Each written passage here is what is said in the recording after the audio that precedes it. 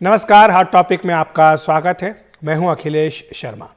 Delhi BJP के नेता तेजिंदर पाल सिंह बग्गा को आज रात 9 बजे गुरुग्राम में डिप्टी मेट्रोपॉलिटन मजिस्ट्रेट के घर पर पेश किया जाएगा। आज दिन की शुरुआत बेहद नाटकीय अंदाज में तेजिंदर बग्गा की गिरफ्तारी से हुई थी, लेकिन शाम होते होते ये गिरफ्तारी किडनैपिंग में बदल गई। दिल्ली से बग्गा के अपहरण की सूचना मिलते ही हरियाणा पुलिस एक्शन में आ गई और मोहाली की ओर बढ़ रही पंजाब पुलिस के काफिले को कुरुक्षेत्र में रोक लिया गया। हरियाणा पुलिस की ये पूरी कार्रवाई दिल्ली पुलिस के ये कहने पर हुई कि तेजिंदर पाल सिंह बग्गा को उनके घर से आज कुछ लोगों ने जबरन अपहरण कर लिया। इसके बाद कुरुक्षेत्र 3 राज्यों की पुलिस के महाभारत का गवाह बना। हरियाणा पुलिस के एसपी, दिल्ली पुलिस के एक डीसीपी और एक एसीपी, पंजाब पुलिस के एक एडीजीपी।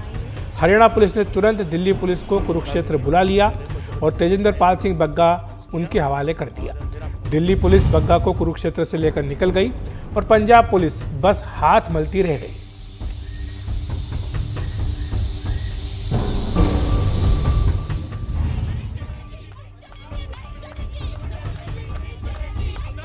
पहली बात तो है कि प्रक्रिया का पालन नहीं किया गया, करना चाहिए था।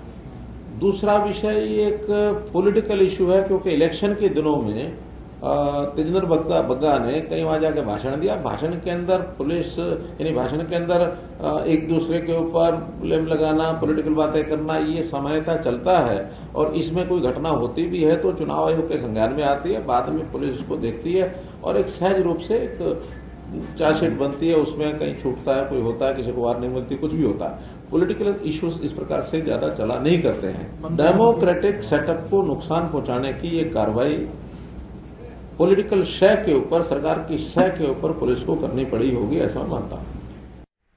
और हमारे सहयोगी सौरभ शुक्ला हमारे साथ जुड़ गए इस खबर पर चर्चा करने के लिए। सौरभ, अभी क्या स्थिति है?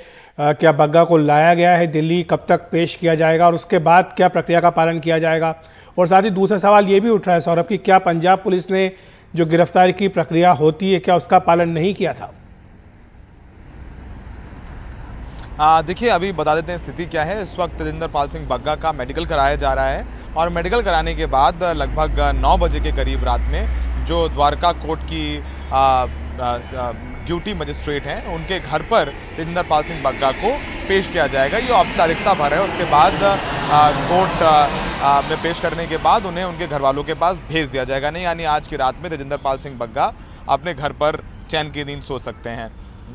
अब दूसरा सवाल आपने पूछा कि क्या पंजाब पुलिस ने जो प्रोसीजर है वो फॉलो किया या नहीं किया। देखिए, 1 अप्रैल को एक आम आदमी पार्टी के कार्यकर्ता की शिकायत पर मोहाली में तेजिंदर पाल सिंह बग्गा के खिलाफ मुकदमा दायर होता है। सांप्रदायिक इंस्टिगेशन का, क्रिमिनल इंटिमिडेशन और सांप्रदायिक बयानबाजी कर लोगों को भड़काने का ये धाराएं लगाई जाती हैं। इसके बाद पंजाब पुलिस के मुताबिक अप्रैल में कुल 5 नोटिस तेजिंदर पाल सिंह बग्गा को दिए गए कि वो कोर्ट के वो जाके आके इन्वेस्टिगेशन ज्वाइन करें, लेकिन तेजिंदर पाल सिंह बग्गा ने इन्वेस्टिगेशन ज्वाइन नहीं की, वो पंजाब पुलिस के सामने पेश नहीं हुए। उसके बाद आज सुबह लगभग 8:30 बजे तेजिंदर पाल सिंह बग्गा को उनके घर से गिरफ्तार किया गया और पंजाब पुलिस का कहना है कि उन्होंने प्रोसीजर फॉलो किया। उनका एक डीएसपी जनकपुरी पुलिस स्टेशन गया इत्तला करने के लिए दिल्ली पुलिस को, लेकिन दिल्ली पुलिस ने वहां पर उनको डिटेन कर लिया। ये पंजाब पुलिस का कहना है। वहीं दिल्ली पुलिस का कहना है कि उनको कोई सूचना नहीं दी गई कि तेजिंदर पाल सिंह बग्गा को हिरासत में लिया गया है या अरेस्ट किया गया है।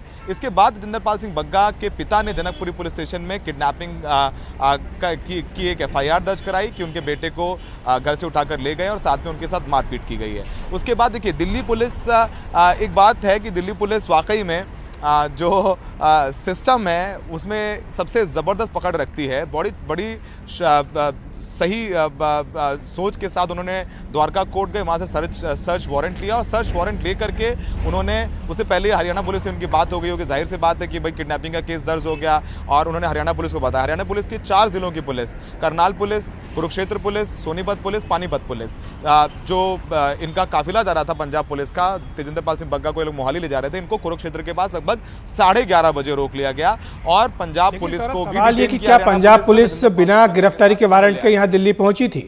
क्योंकि यही तो, इसी बुनियाद पर तो कहा गया कि उनका अपहरण किया गया।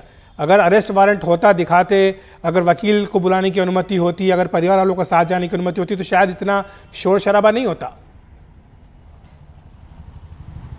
देखिए बिल्कुल ये शोर शराबा नहीं होता। पंजाब पुलिस के मुताबिक उन्होंने प्रोसीजर फॉलो किया है। देखिए प्रोसीजर फॉलो करने के लिए उनके पास एक वारंट होना चाहिए।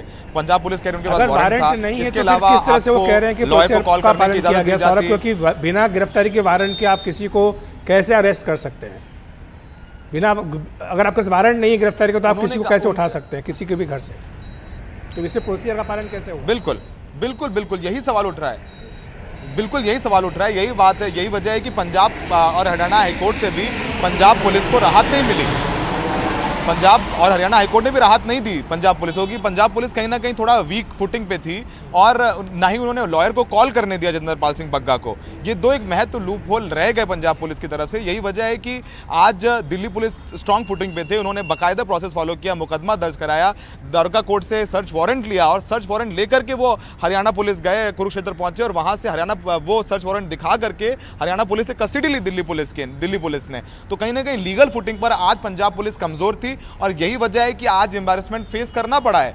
देखिए सबसे बड़ी बात यह है कि यहां पर आम आदमी पार्टी बनाम बीजेपी हो रहा था। बीजेपी को भी आसानी रही क्योंकि केंद्र में बीजेपी का शासन है, दिल्ली पुलिस उनके अंडर और हरियाणा में बीजेपी है, तो कोऑर्डिनेशन अच्छे से हो गया। तो कहीं ना कहीं एक यूनिट बनकर हरियाणा, बिल्कुल सौरभ, और हमने यही देखा है कि जब भी पुलिस राजनीतिक आकाओं के इशारे पर काम करती है वो हमेशा उसको कोर्ट में जाके मुंह की खानी पड़ती है। वो चाहे जिग्नेश मेवानी का मामला हो या फिर आज तेजिंदरपाल बग्गा का मामला हो, इन दोनों ही मामलों में स्पष्ट हो गया कि जब जब राजनीतिक आंकड़ों के इशारे पर पुलिस काम करती है तो निश्चित तौर पर उनको एक झटका लगता है। और वैसे आज बग्गा को उनके घर से उठाकर ले जाने के विरोध में बीजेपी ने आज शाम को दिल्ली में आम आदमी पार्टी दफ्तर के सामने प्रदर्शन भी किया। पुलिस ने वहां घेराबंदी कर रखी थी लेकिन बीजेपी कार्यकर्ता बैरिकेड्स हटाते हुए आगे बढ़ गए। इसके बाद पुलिस ने बीजेपी नेताओं और कार्यकर्ताओं को हिरासत में लिया और बसों में भरकर वहां से ले गई। दिल्ली बीजेपी अध्यक्ष आदेश गुप्ता भी इसमें शामिल थे। उन्होंने कहा कि केजरीवाल के किए वादों के पूरे न होने पर जब सवाल पूछे गए तो डराने के लिए पंजाब पुलिस का दुरुपयोग किया गया। इस पर आम आदमी पार्टी ने पलटवार किया है।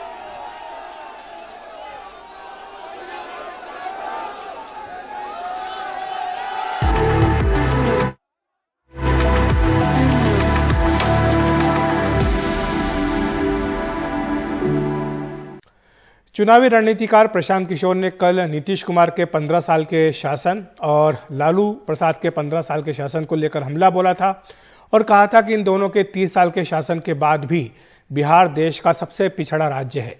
इस पर बिहार के मुख्यमंत्री नीतीश कुमार ने आज पलटवार किया। उन्होंने एक ट्वीट किया है और सुन लेते हैं नीतीश कुमार ने क्या कहा है। कौन क्या बोलता है उसका कोई महत्व नहीं है, महत्व है सत्य का। तो आप सब जानते हैं कि क्या हुआ है और कितना काम किया गया है। तो इन सब चीजों का तो हम आपसे आग्रह करेंगे कि खुद ही करिए। हम लोग किसी की बात का महत्व नहीं देते हैं कि कोई क्या बोला है उसका हम जवाब दें, लेकिन ये तो आप स्वयं खुद जानते ही हैं। तो आप ही लोग बता दीजिए, जवाब दे दीजिए, हम तो ये आग्रह करेंगे।